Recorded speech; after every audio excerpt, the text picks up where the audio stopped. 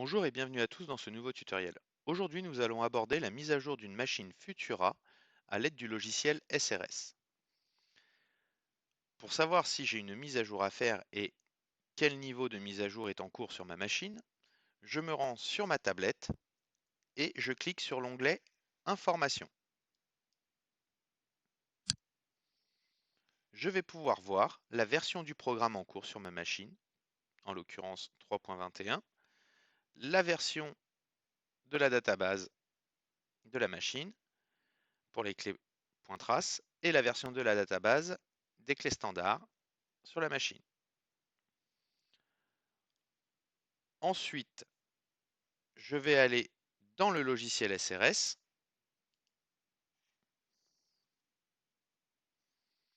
Je vais cliquer sur l'onglet Machine, sélectionner Futura Pro, en avant, mise à jour totale.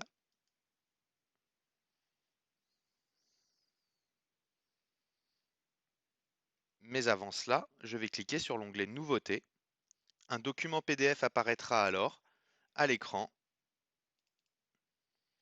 avec dessus les versions programme et database en cours disponibles pour la machine. Si j'ai une différence entre les informations du document PDF et ce que j'ai pu lire sur la tablette de la machine, alors j'ai une mise à jour à faire.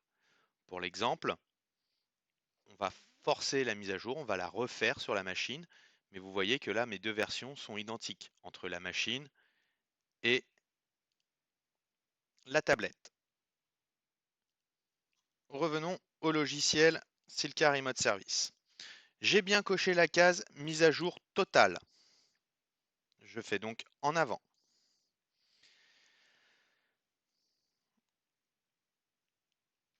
Les points de procédure 1 à 4 sont à réaliser sur l'ordinateur. Puis les points de procédure 5 à 9 sont à réaliser sur la machine. Pour effectuer cette mise à jour, il vous faudra une clé USB en format FAT32 entre 2 et 4 Go, vide de tout fichier. On nous demande donc de mettre la clé USB dans l'ordinateur. Une fois la clé USB dans l'ordinateur, de supprimer tous les fichiers. Puis saisir dans la case blanche prévue à cet effet le numéro de matricule de la machine. Ce numéro de matricule se trouve sur la même fenêtre que les informations programme de la machine.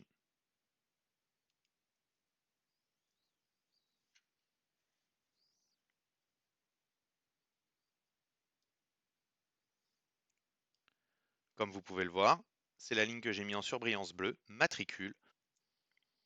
Voilà. Une fois le numéro de matricule inscrit dans la case blanche du Silka Remote Service, il me suffit de cliquer sur Préparer. Une fenêtre de connexion au serveur et de téléchargement apparaîtra alors à votre écran. Lorsque ce téléchargement sera fini, une seconde fenêtre apparaîtra où on vous donnera le choix de la clé USB pour enregistrer le fichier. Voici la fenêtre de type téléchargement qui apparaîtra. Laissez le téléchargement aller jusqu'au bout et ensuite une autre fenêtre apparaîtra dans laquelle vous pourrez choisir la clé USB où vous souhaitez enregistrer la mise à jour. Le premier téléchargement fini, cette fenêtre apparaîtra à l'écran où l'on vous donne le choix de la clé USB ou enregistrer le fichier. Pour ma part, j'ai nommé ma clé USB Maj mise à jour Futura, disque E. Il me suffit de cliquer sur Sauvegarder pour avoir une seconde fenêtre de téléchargement qui va s'afficher. Apparaît donc la deuxième barre de téléchargement, où le logiciel est en train d'écrire le fichier sur la clé USB. Lorsque ce message apparaît à l'écran, le téléchargement des fichiers sur la clé USB est fini. Cliquez simplement sur OK et nous voilà revenus à l'écran principal du Silka Remote Service. Nous en avons fini pour la partie ordinateur, PC. Il nous reste le point numéro 5, retirer la clé USB de l'ordinateur via la fonction prévue à cet effet dans Windows. Puis, nous allons passer sur la machine. Une fois sur la machine, nous allons commencer par éteindre la machine, par la procédure habituelle. En haut à droite de la tablette, le voyant marche arrêt. Voulez-vous vraiment éteindre la machine Futura? Oui. Attendre que la lumière verte s'éteigne, puis éteindre la machine avec l'arrêt d'urgence côté droit de la machine.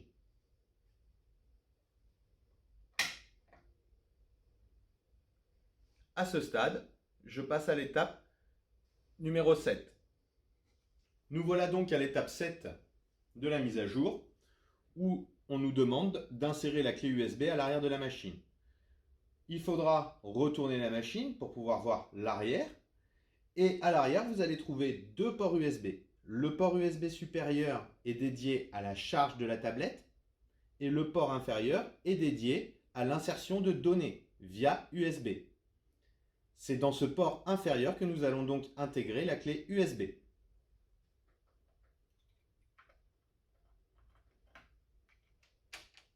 Au point numéro 8, nous avons remis la machine de face et il ne nous reste plus qu'à l'allumer, tout simplement en tournant le bouton d'arrêt d'urgence à droite.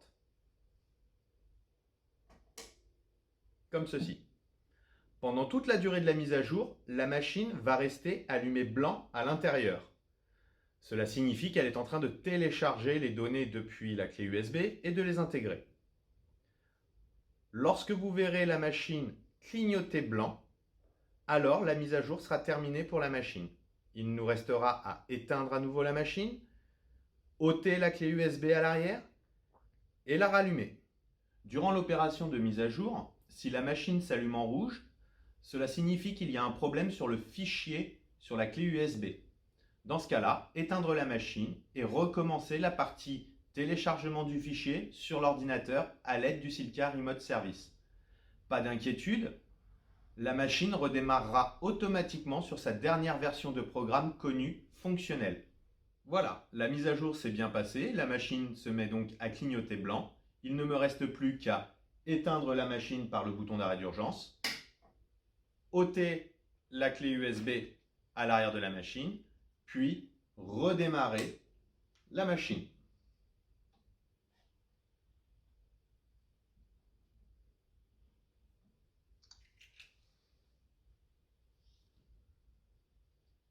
Une fois la mise à jour terminée de votre machine et la machine rallumée, il vous suffira d'aller dans l'onglet Informations et vérifier l'évolution des numéros de programme et des databases en cours. Si effectivement vous voyez une évolution, c'est que votre mise à jour s'est bien passée et est terminée. Merci à vous.